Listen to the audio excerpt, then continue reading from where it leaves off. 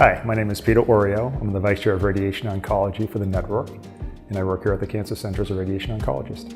Radiation oncology is an interesting field where it's very technically advanced, always changing, something where you need to stay current, understand the different changes in technologies, but more so how we can take care of cancer safely and effectively. But when radiation is used correctly, it's very effective in curing cancer. Nowadays, the way we can do things so precisely, within millimeters of accuracy, the side effect profiles from 20 years ago just do not apply any longer.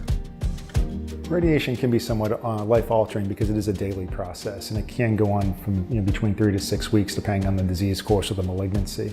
But we try to make it so it's just a small facet of a patient's day. I tell my patients that I don't want you to revolve your life around treatment. I want this to just be one little thing that we need to fit into your day. So by hours of operation, from treating very early in the morning to later at night, we can typically find times which are convenient for patients. And one of the great things I believe we do is providing patients outstanding quality of care closer to home.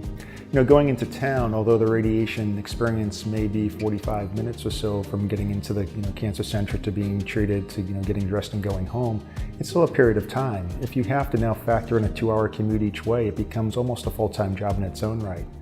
We're privileged that we allow patients to have great care, but also to maintain their daily routine, continue to work, continue to raise their children, take care of parents, and just make this a small portion of what they have to go through, because it's not easy.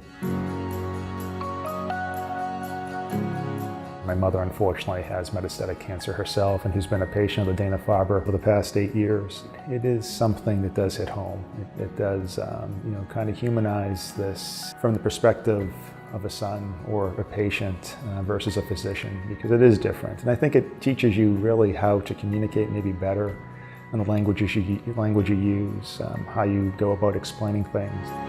I think, as you're going through treatment, it can be scary. And I think we all come to a place where it doesn't become scary anymore. And you see a smile emerge and maybe a hug after treatment. That's my favorite thing, because we can do so many things well. And I think it's really our job, and it's our privilege or our blessing to help guide people through these treatments to get them to a point where they can make peace of what's going on, but also realize it's not that scary.